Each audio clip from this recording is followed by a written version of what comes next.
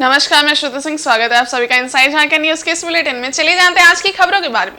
झारखंड के मुख्यमंत्री चंपई सोरेन अपने 4 दिवसीय दौरे पर शनिवार को सरायकेला जिला पहुंचे। यहां मुख्यमंत्री ने आदित्यपुर एवं गम्हरिया में कार्यकर्ताओं के साथ लोकसभा चुनाव को लेकर बूथ स्तरीय बैठक की। इस दौरान झारखंड की सभी लोकसभा सीटों पर महागठबंधन की जीत का दावा किया। गम्हरिया के पंचायत एवं नगर निगम क्षेत्र अंतर्गत बूथ स्तरीय बैठक का आयोजन गम्हरिया क्षेत्र में 2 अलग-अलग स्थान पर किया गया। वहीं आदित्यपुर नगर निगम क्षेत्र अंतर्गत बूथ कार्यकर्ताओं की बैठक आदित्यपुर के एक होटल में आयोजित हुई, जिसमें बड़ी संख्या में झामुमो कार्यकर्ताओं ने हिस्सा लिया। मुख्यमंत्री ने पत्रकारों से बात करते हुए कहा कि झामुमो और महागठबंधन ने लोकसभा चुनाव को लेकर पूरी तैयारी की है। भाजपा का लोकसभा चुनाव में खाता तक नहीं खुलेगा। सभी 14 लोकसभा सीट महागठबंधन के खाते में आएगी। जमशेदपुर लोकसभा क्षेत्र के लिए महागठबंधन प्रत्याशी के घोषणा में देरी होने के मुद्दे पर चंपई सोरेन ने कहा कि थोड़ा इंतजार का मजा लीजिए, जल्द ही बेहतर प्रत्याशी की घोषणा की जाएगी। चाईबासा जिले में भाजपा द्वारा आयोजित कार्यक्रम के दौरान नेता प्रतिपक्ष अमर बाउरी द्वारा मुख्यमंत्री चंपई सोरेन को झारखंड टाइगर के बदले सर्कस का टाइगर कही जाने पर चंपई सोरेन ने 2 टूक जवाब देते हुए कहा कि उनकी बातों के कोई मायने नहीं है, वे ऐसी बातों में दिलचस्पी नहीं रखते। देखिए, ये रणनीति का आज हमने शुरुआत कर दिया चुनाव का। हमारा सभी बूथ स्तर के कार्यकर्ता से हमारा संवाद हुआ और बहुत अच्छा बड़ा शिक्षा मीटिंग अनुशासन के साथ, इसलिए हम 16 तारीख तक इस जिला में है। कल भी हम इच्छापुर वहाँ आएंगे 11:30 बजे और हमारा बड़ा मजबूत है गठबंधन। इस बार भारतीय जनता पार्टी का झारखंड प्रदेश में खाता नहीं खुलेगा, एक भी एमपी नहीं जीतेगा। वो भी हो जाएगा, थोड़ा इंतजार कीजिए, मजा होता है। देखिए, हम ये सब जवाब देने का उचित नहीं समझते। उनका क्या रूप में क्या बोल रहा है वो उन्हीं से आप यह कीजिएगा। कौन सा कैसा है, कोई टाइगर है, लेकिन हमने उस बातों से हम ज़्यादा कोई चिंता भी नहीं करते हैं, चर्चा भी नहीं करता है, उसका जवाब भी नहीं देते हैं। वहीं राजधानी रांची के हरमू रोड स्थित दिगंबर जैन भवन में अमृत महोत्सव के तहत एक कार्यक्रम का आयोजन किया गया। इसमें रांची के शिवनारायण मारवाड़ी कन्या मध्य पाठशाला की छात्राओं ने हिस्सा लिया। इस दौरान छात्राओं ने अति प्राचीन सनातन संस्कृति एवं परंपरा पर आधारित सांस्कृतिक कार्यक्रम की प्रस्तुति दी। कार्यक्रम का विषय चरित्रवान, आत्मविश्वास एवं स्वावलंबी देशभक्त नागरिक का निर्माण करना था।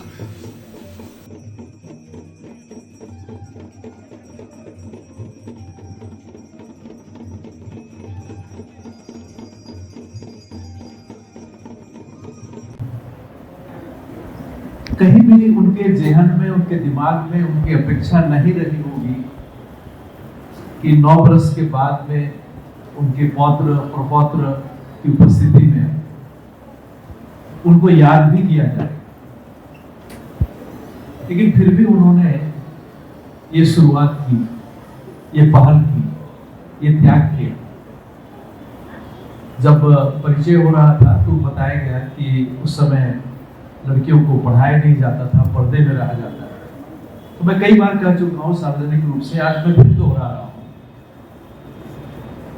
कि मेरे मां कलकत्ते की थी, मेरे नाना जी वहां कलकत्ते हाईकोर्ट के वकील थे, मेरे एक मामा जी भी हाईकोर्ट के वकील हुए, मेरे एक मामा चार्टर्ड अकाउंटेंट थे, लेकिन मेरी मां अनपढ़ थी। बड़ी मुश्किल से शादी के बाद यहाँ उनको अपना नाम लिखना, अपना सही करना सिखाया गया। ये उस बड़े शहर की कलकत्ते जैसे महानगर की कहानी है, जहाँ पिता हाईकोर्ट का वकील थे। और इधर लोकसभा चुनाव और 21 अप्रैल को रांची में आहूत उल गुलान महारैली की तैयारी को लेकर चाईबासा में झामुमो की पश्चिमी सिंहभूम जिला समिति की बैठक हुई। बैठक में विशेष रूप से सिंहभूम लोकसभा क्षेत्र से पार्टी की प्रत्याशी पूर्व मंत्री जोबा मांझी, मंत्री दीपक बिरुवा समेत अन्य लोग उपस्थित थे। इसमें लोकसभा चुनाव में जीत दर्ज करने की रणनीति पर चर्चा की गई। हर हाल में सिंहभूम लोकसभा सीट पर जीत सुनिश्चित करने पर बल दिया गया। बैठक को संबोधित करते हुए नेताओं ने केंद्र सरकार पर बरसते हुए कहा कि मोदी सरकार अपनी जांच एजेंसियों का दुरुपयोग करते हुए झारखंड के सीएम हेमंत सोरेन को जेल भेजने का काम किया है। लोकसभा चुनाव में भाजपा को सफाया कर हमें इसका बदला लेना है। लोकसभा चुनाव के सफल संचालन हेतु विधानसभा स्तरीय प्रभारियों की नियुक्ति की गई। 23 अप्रैल को पार्टी प्रत्याशी जोबा मांझी अपना नामांकन पत्र दाखिल करेंगी। इस अवसर पर सिंहभूम लोकसभा क्षेत्र अंतर्गत प्रत्येक पंचायत से पार्टी कार्यकर्ता और समर्थकों को उपस्थित रहने का निर्देश दिया गया है। मौके पर जिला अध्यक्ष सह विधायक सुखराम उरांव, झामुमो पश्चिमी सिंहभूम जिला समिति के सभी पदाधिकारी एवं सदस्य एवं अन्य उपस्थित थे।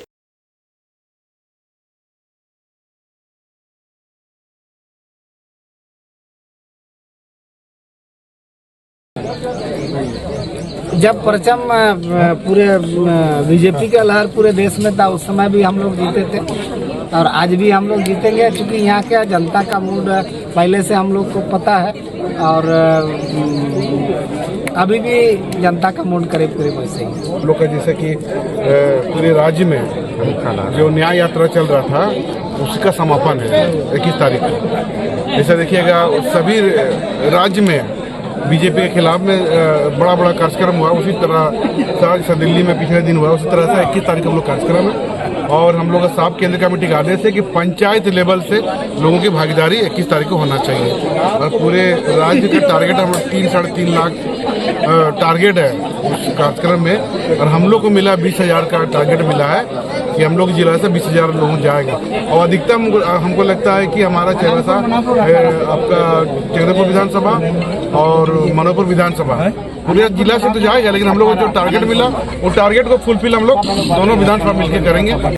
संविधान के जनक बाबा साहेब डॉक्टर भीमराव अंबेडकर की जयंती पर रविवार को विभिन्न राजनीतिक एवं सामाजिक संगठन के लोगों ने श्रद्धांजलि दी। साक्षी स्थित अंबेडकर चौक में बाबा साहब को नमन करने के लिए लोगों की भीड़ उमड़ी। माइनॉरिटी वेलफेयर सोसाइटी के द्वारा श्रद्धांजलि सभा का आयोजन किया गया, जहां कई राजनीतिक एवं सामाजिक संगठन के लोग मौजूद थे। सभी ने भारतीय संविधान के जनक बाबा साहब डॉक्टर भीमराव अंबेडकर को अपनी श्रद्धांजलि अर्पित की एवं बाबा साहब के बताए रास्ते पर चलने का संकल्प लिया। आयोजक समिति के महासचिव रविंद्र प्रसाद ने कहा कि बाबा साहब की जयंती के अवसर पर विभिन्न सामाजिक संगठन के द्वारा कई कार्यक्रम आयोजित किया गया है। बाबा साहब ने पिछड़े जाति को भारतीय संविधान में कई अधिकार दिए हैं। हम ऐसे महापुरुष को अपनी श्रद्धांजलि अर्पित कर उनके बताए रास्ते पर चलकर समाज में दबे कुचले लोगों की आवाज बनेंगे।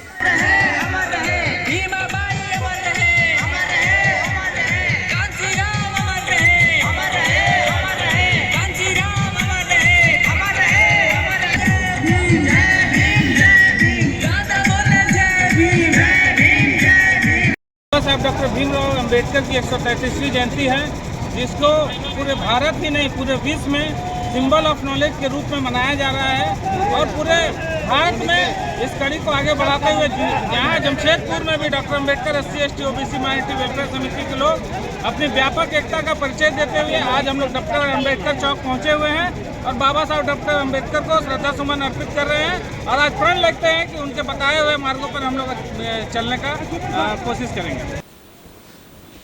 और भारतीय जनता पार्टी की प्रत्याशी निवर्तमान सांसद गीता कोड़ा और उनके पति पूर्व मुख्यमंत्री मधु कोड़ा लगातार जनसंपर्क अभियान चला रहे हैं। अब तक सारा खेल एक तरफा चल रहा था, लेकिन अब उनके सामने जोबा मांझी के रूप में एक प्रबल प्रतिद्वंदी सामने आ गई हैं, जिससे चुनाव और दिलचस्प हो गया है।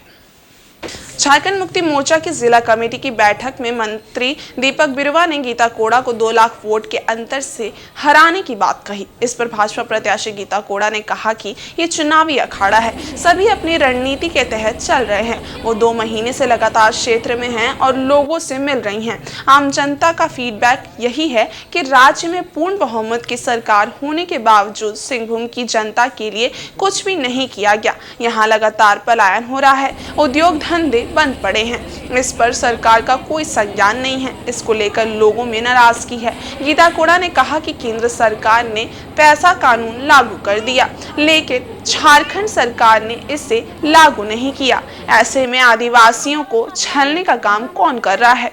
इसका जवाब जनता जरूर देगी। 4 जून को इसका जवाब मिल जाएगा। आज क्योंकि चैता ये चल रहा है, आज नौमुंडी में हथनाबेड़ा में आज के दिन हर साल माँ समलेश्वरी का बहुत ही हर्षोल्लास के साथ उत्सव मनाया जाता है। तो वहीं गए थे और वहाँ के कुछ ग्रामीणों से मिले, जो कोटगढ़ जटिया इस आसपास के लोगों से मिलना हुआ और लोगों में बहुत उत्साह है क्योंकि पर्व त्यौहार का माहौल है, तो लोग दर्शन करने के लिए भी आए हैं। और आज यहाँ गुरुद्वारा में भी हमने दर्शन किया और यहाँ लोगों को शुभकामनाएं दी और अरदास भी किया। आज देखिए ये चुनाव का अखाड़ा है और इसमें सभी अपने अपने दमखम के साथ उतर रहे हैं, तो सभी अपना अपना टारगेट लेके चलते हैं। ठीक है, अब वो अपनी बातों को लेके रखें। उन्होंने 2 लाख का है तो वो उनका अपना स्ट्रेटेजी है, लेकिन जनता जो है वो फील्ड में, जो आज 1-1.5 महीने से मैं लगातार फील्ड में हूँ, लोगों से मिल रही हूँ, जो जनता का फीडबैक है वो यही है कि पूर्ण बहुमत होने के बावजूद आज तक सरकार ने यहाँ के लोकसभा, जो सिंहभूम लोकसभा की जनता के लिए कुछ नहीं किया। यहाँ लगातार पलायन हो रहा है, यहाँ उद्योग धंधे बंद है, तो इस पर सरकार का कोई संज्ञान नहीं है। तो ये एक लोगों में काफ़ी नाराज़गी है और जो एकदम ग्रामीण क्षेत्र है वहाँ पर केंद्र सरकार ने पेशा कानून लागू कर दिया, लेकिन ये सरकार, झारखंड मुक्ति मोर्चा की सरकार ने आज तक पेशा कानून लागू नहीं किया। तो कौन यहाँ के आदिवासियों को छलने का काम कर रहा है? कौन यहाँ के लोगों को छलने का काम कर रहा है? तो ये जनता उनको जवाब देगी। जो 2 लाख की बात है वो उनको जवाब मिल जाएगा 4 जून को। इसलिए कि हम ही लोग उनको जिताने का काम किए थे, लेकिन वक्त आने के पहले पाला बदल करके वो चली गई है, इसलिए जनता का मूड उसके विपरीत है। इसलिए हम इसका दावा के साथ कह सकते हैं कि 2 लाख से भी अधिक वोटों का समय आने दीजिए, पता चल जाएगा। ऐसे भी यहाँ 13 मई को चुनाव है, 13 मई के बाद पता चल जाएगा रुझान से कि किसको कहाँ क्या हुआ है। हम आप लोग को विश्वास दिलाते हैं सिंहभूम की जनता की तरफ से। सिंहभूम का जनता का मूड पहले जैसा ही है और इस बार भी हम लोग तगड़ा से जवाब देंगे और 2 लाख से अधिक का मत देंगे। और रामनवमी को लेकर गृह विभाग की प्रधान सचिव वंदना डाडेल और डीजीपी अजय कुमार सिंह ने संयुक्त रूप से शनिवार को प्रोजेक्ट भवन सभागार में सभी जिलों की समीक्षा वीडियो कॉन्फ्रेंसिंग से की। इस दौरान सभी जिलों को असामाजिक तत्वों पर पैनी नजर रखने और उन पर कार्रवाई करने का निर्देश दिया।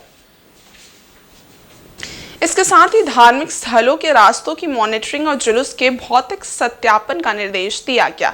इस दौरान 15 बिंदुओं पर दिए गए निर्देशों की भी समीक्षा की गई। बैठक के दौरान सभी प्रक्षेत्रीय आईजी व रेंज डीआईजी द्वारा रामनवमी के मद्देनजर विधि व्यवस्था संधारण के लिए बनाए गए रोड मैप की क्षेत्रवार प्रस्तुति की गई। जिले के सभी एसएसपी व एसपी द्वारा धार्मिक स्थलों की मॉनिटरिंग और धार्मिक स्थलों की सुरक्षा पर ध्यान देने के लिए की जा रही कार्रवाई की जानकारी दी गई। वहीं संवेदनशील इलाकों में जुलूस निकालने संबंधी कठिनाइयों का निराकरण, डीजे पर भड़काऊ गाना बजाने वालों पर कार्रवाई करने, सोशल मीडिया व व्हाट्सएप पर विशेष निगरानी रखने व रामनवमी के दौरान माहौल बिगाड़ने का प्रयास करने वालों पर सख्ती से की जाने वाली कार्रवाई की भी जानकारी दी गई।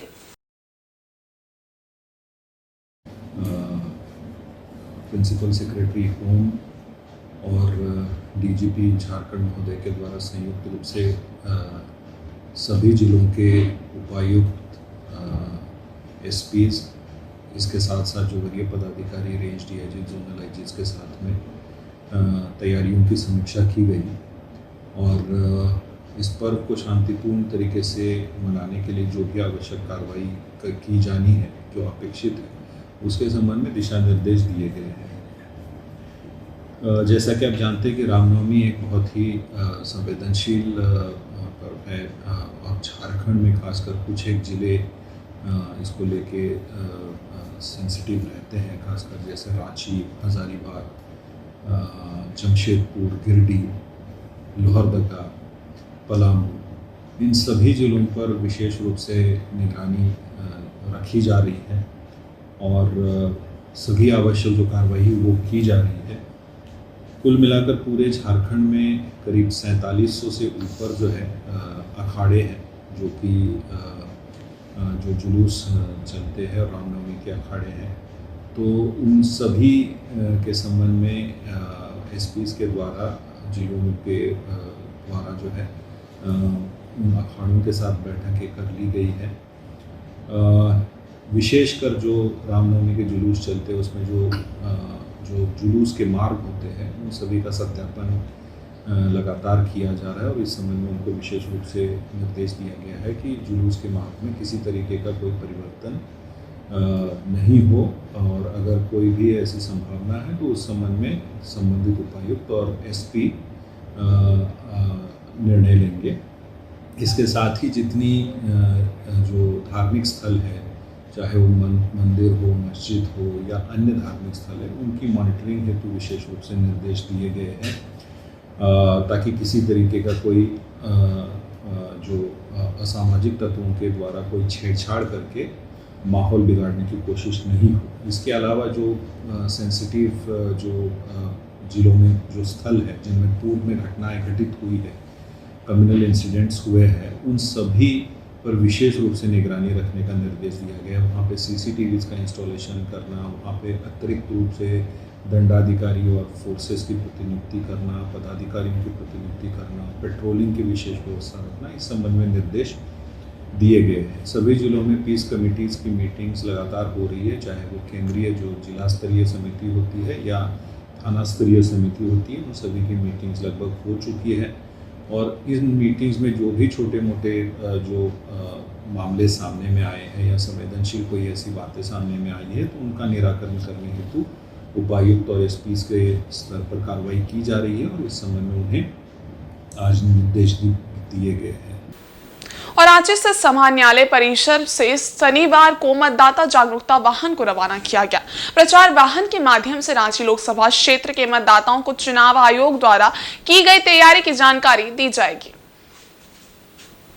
इस मौके पर उपायुक्त राहुल सिन्हा ने बताया कि वोटरों को जागरूक करने के लिए स्वीप कार्यक्रम के तहत विभिन्न जागरूकता अभियान चलाया जा रहा है। मतदान का प्रतिशत बढ़ाने के मकसद से इस प्रकार के कार्यक्रम चलाए जा रहे हैं। उन्होंने सभी से अपील की कि खुद भी वोट करें और अपने परिवार, दोस्त, आस पड़ोस के लोगों को भी मतदान के लिए प्रेरित करें ताकि मतदान का प्रतिशत जिले में बढ़े। उन्होंने बताया कि booth awareness group, BLO supervisor, सफाई मित्रों और सफाई सुपरवाइजर द्वारा लगातार लोगों को मतदान एवं चुनावी प्रक्रिया के लिए जागरूक करने का कार्य किया जा रहा है। मतदाताओं को मतदान दिवस से 10 दिन पहले से मतदाता पर्ची बीएलओ के माध्यम से उपलब्ध कराया जाएगा।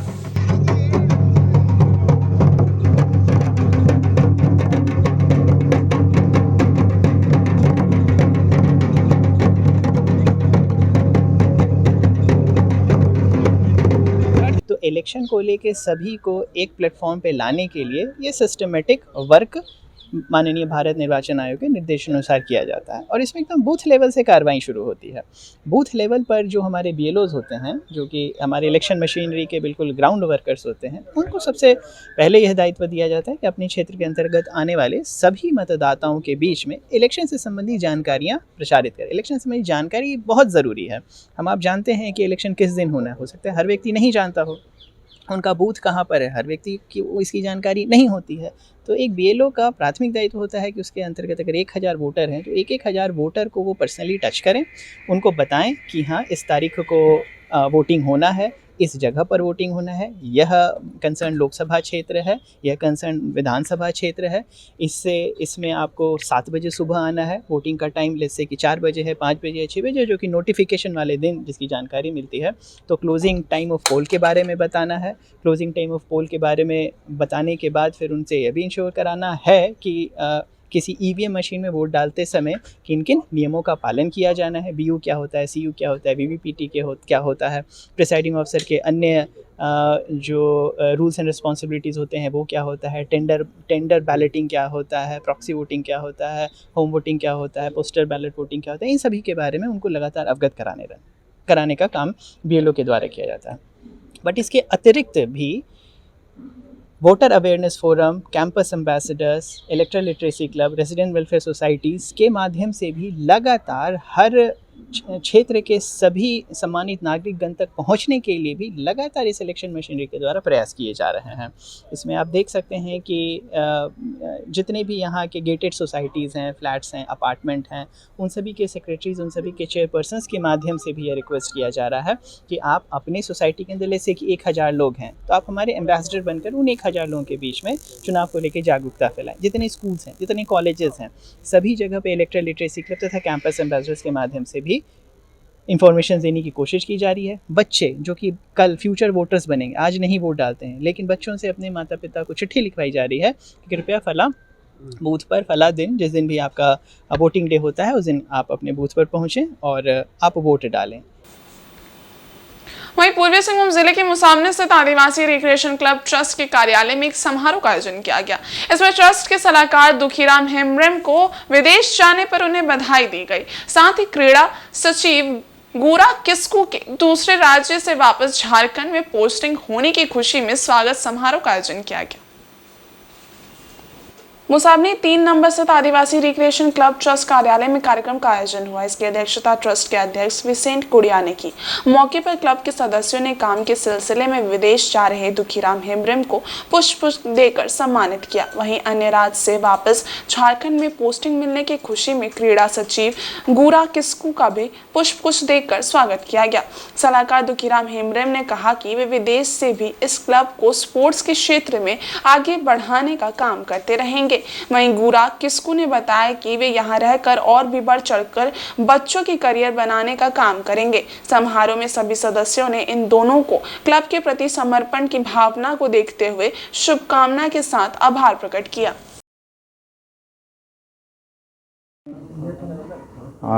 वेलकम और फेयरवेल दोनों ही रखा गया। हम लोगों ने फेयरवेल दुखीराम हेम्ब्रम के लिए रखें क्योंकि बहुत खुशी का बात है कि वो हमारे क्लब के एडवाइज़र हैं और वो विदेश सेवा देने के लिए जा रहे हैं अपने डिपार्टमेंट की ओर से। तो इसीलिए मैंने एक छोटा सा प्रोग्राम उनके लिए रखा फेयरवेल का। और साथ ही साथ आज हमारे गेम सेक्रेटरी मिस्टर गुरा किस्कू को वेलकम भी किए। वो चेन्नई में काम किए, चेन्नई में कई सालों तक रहे, उसके बाद फिर वो उड़ीसा आए और इसी महीने की 10 तारीख को गालूडी में आकर ज्वाइन किए। तो इसका भी हमें बहुत खुशी है। तो हम लोगों ने उनका वेलकम किया। फेयरवेल और वेलकम का ही कार्यक्रम था इन दोनों के लिए। और इधर सरायकेला खरसावां जिला के इचागढ़ प्रखंड के लावा गांव में चड़क पूजा के अवसर पर श्रद्धा, भक्ति और विश्वास का परंपरागत अनूठा उदाहरण देखने को मिला। यहां श्रद्धालुओं ने धधकते अंगारों पर चलकर अपनी आस्था का परिचय दिया। इसमें बड़ी संख्या में श्रद्धालुओं की भीड़ उमड़ी। इस गांव में इसी प्रकार भगवान शिव को खुश करने का रिवाज है। बताया जाता है कि यहाँ श्रद्धालुओं पर भगवान भोलेनाथ की कृपा होती है, जो हर वर्ष आग में चलकर भक्ति का परिचय देते हैं। वही भक्त अपनी पीठ पर लोहे का हुक लगाकर करीब 40 फीट ऊंचे लकड़ी से बने चरखे पर आसमान में झूलते हैं। भक्त बिना किसी दर्द और पीड़ा के हंसते हंसते लोहे के हुक को अपनी पीठ की चमड़ी पर फंसा लेते हैं। बताया जाता है कि लोहे की हुक को पीठ पर घोंप कर आसमान पर लटकते हुए घूमने के बाद भी खून नहीं बहता और 2-4 दिनों में बिना किसी दवा के घाव भर जाता है, जिसे लोग ईश्वर की कृपा के रूप में देखते हैं। इस दौरान गांव में रात को छऊ नाच सहित कई सांस्कृतिक कार्यक्रम का भी आयोजन किया गया। वहीं भक्त सोमा गोप व सागर दास ने बताया कि यहाँ प्राचीन काल से ही ये परंपरा चली आ रही है। आग में चलते हुए भक्तों को एक खरोच तक नहीं आती।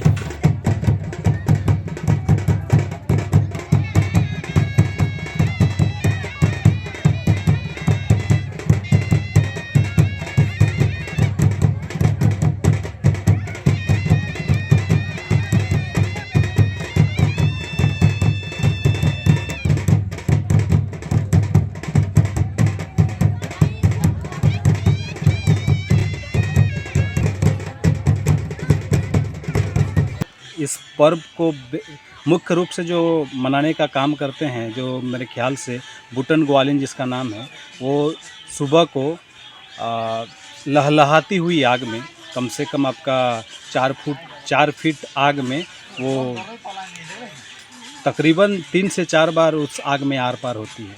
उसके बावजूद भी ये मान्यता है और ये आंखों देखा हाल है कि उनको थोड़ा सा खरोंच भी नहीं आता है। साथ ही साथ रात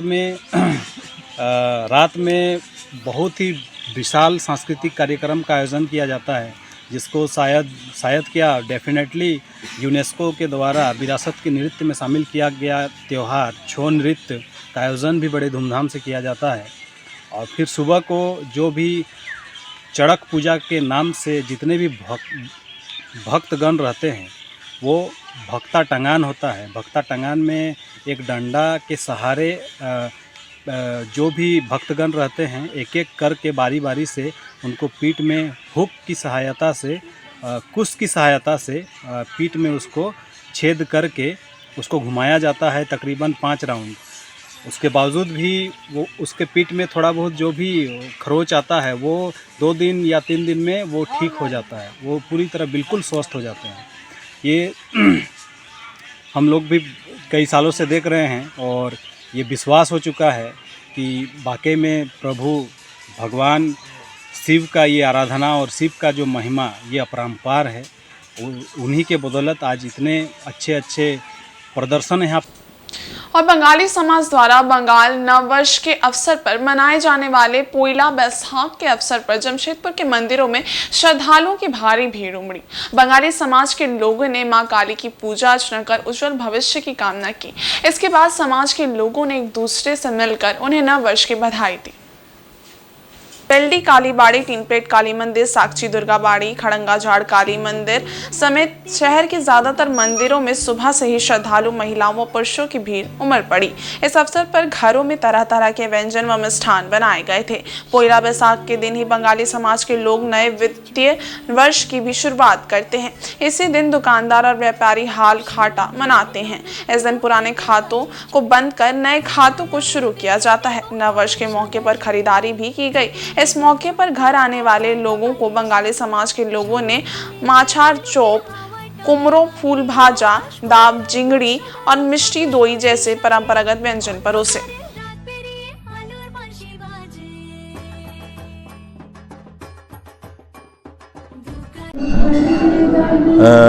और इंग्लिश में कहाँ चले जा रहा है 2024 में 25 की और चल रहा है, 2026 है, तो कहाँ इतना साल में पीछे है? कैसे गणना है? अतीत में कुछ पंडित लोग के मुताबिक कुछ गणना ऐसा हुआ था, लेकिन इस पहला बैसाख का उत्साह साल भर में रहता है। एक दिन भले हम लोग एक दिन जुटते हैं, ऐसा बहुत लोग आपको यात्री लोगों में मिलेगा जो एक ही दिन ही आता है साल में मंदिर में दर्शन करने के लिए। अब एक पूरा साल भर कहाँ रहता है मालूम नहीं, लेकिन एक दिन में आता है। एक दिन आकर के वो पूरा आनंद उठाना चाहता है, मतलब वो श्रद्धा का हो, भक्ति का हो, प्रेम का हो, ये तीनों का मिलन से जो लोग आना चाहता है, आकर के अपने आप को, स्पेशली बंगाली लोग, अभी तो नॉन बंगाली लोग भी इसको मानने लग गया है, स्पेशली बंगाली लोग काफ़ी इसको जोश शोर से मनाते हैं। बंगाल में तो और ज़्यादा होता है। कवि गुरु रविंद्रनाथ टैगोर को भी लेकर के बहुत लोग बहुत कुछ इस गाना को लेकर के, उनका रविंद्र संगीत को लेकर के उच्छ्वास रहता है। जैसे कि आप देख ही रहोगे कि पीछे में रविंद्र संगीत ही चल रहा है, कोई और गाना चल नहीं रहा है, क्योंकि बंगाली का टेस्ट है रविंद्र संगीत, तो टेस्ट को रखा गया है। पिछले साल तक फल प्रसाद रखा गया था, इस चेंज कर रहा हूँ तो थोड़ा खिचड़ी प्रसाद दे रहा हूँ, तो खिचड़ी प्रसाद से लोगों को मन में और थोड़ा चाहत बढ़ रहा है, साथ में ठंडा पानी मिल रहा है। तो ये हमारा मन में भी उत्साह है, आपके मन में मालूम नहीं आपके मन में उत्साह कि नहीं, हमारे मन में उत्साह है। जितना तमाम लोग यात्री लोग आ रहे हैं उन लोग में भी अच्छे उत्साह है। रात भर जग करके मंदिर के अंदर में डेकोरेशन करके इन्होंने थोड़ी देर पहले पूछा कि भाई डेकोरेशन में ले सकते हो, मैं ना जरूर लीजिए।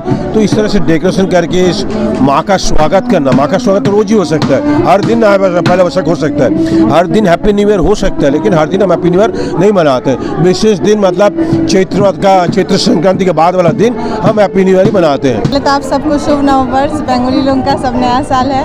हम लोग हर साल यहाँ मनाने आते हैं कालीबाड़ी में, बहुत हर्षोल्लास से मनाते हैं। यही दिन भर बस माँ का दर्शन हो जाएगा। सब कोई अच्छे से रहे, सुख शांति से, और इस बार नवरात्र भी है तो और अच्छा है। दिन মায়ের কাছে এটাই প্রার্থনা, সারাটা বছর আমার পুরো ফ্যামিলি, আমি আমার বাচ্চা, আমার যত আমার সার্কেলের আমার বাবা মা, আমার আত্মীয় পরিজন যে যেখানে আছে সবাই খুব ভালো থাকুক, আর কিছুই নয়, সবাই সুস্থ সবল রোগমুক্ত থাকুক, এইটুকুই মায়ের কাছে প্রার্থনা। তাই সকাল সকাল আজকে এলাম মায়ের কাছে, মায়ের দোরগড়ায়, মায়ের দরজায়, যে সারাটা লাইফ যেন আমরা এরকমভাবেই প্রতি বছর মায়ের কাছে আমরা আসতে পারি। हम लोग आज बेटी में आए हैं पूजा करने, जिससे पूरा साल अच्छा जाए और सबका ही अच्छा जाए, यही बोलेंगे हम। और इधर पूर्वी सिंहभूम जिले के घाटशिला अनुमंडल में भी बांग्ला भाषियों द्वारा पोइला बैसाख हर्षोल्लास के साथ मनाया गया। इस अवसर पर मंदिरों में भीड़ उमड़ी, लोगों ने एक दूसरे को बांग्ला नव वर्ष की शुभकामनाएं दी। मुसाबनी 3 नंबर स्थित रविंद्र संघ कार्यालय प्रांगण में साहित्य संस्कृति संघ और रविंद्र संघ ने संयुक्त रूप से मिलकर पोइला बैसाख पर कार्यक्रम का आयोजन किया। इस मौके पर रविंद्रनाथ टैगोर की मूर्ति पर माल्यार्पण किया गया। उसके बाद मिठाई बांटी गई। कार्यक्रम में मौजूद लोगों ने बंगाली समाज को संगठित करने पर बल दिया। पोइला बैसाख बंगाली पंचांग का प्रथम दिन है। ये उत्सव भारत के पश्चिम बंगाल, त्रिपुरा, झारखंड और असम में बंगालियों द्वारा धार्मिक आस्था के निरपेक्ष मनाया जाता है।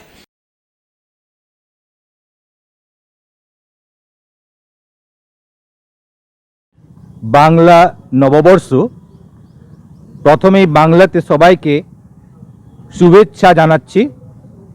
रविंद्र संघ में हम सबों ने बांग्ला नया साल शुरुआत किया विश्व कवि रविन्द्रनाथ टैगोर के मूर्ति पर माल्यार्पण के साथ, और याद कर रहे हैं सारे बांग्ला भाषा के मनीषियों को, बांग्ला के महान पुरुषों को, सबको याद करते हुए हम लोग आज के दिन गर्व के साथ इस दिवस को मना रहे हैं। सब एकत्रित हुए हैं और साथ ही साथ इस दिन हम लोग मुंह मीठा भी करते हैं। ये भी सबों ने उत्साह के साथ हम लोग मुंह मीठा किया। इसीलिए रविंद्र संघ आज इस प्रोग्राम में जो आयोजन किया है वह बहुत ही महत्वपूर्ण है। साथ हम लोग साहित्य संस्कृति संघ भी इसके साथ जुड़े हैं। और इस बुलेटिन में बस इतना ही। ब्रेक के उस पार कुछ और खास खबरें, तब तक के लिए देखते रहिए इनसाइड झारखंड न्यूज। धन्यवाद।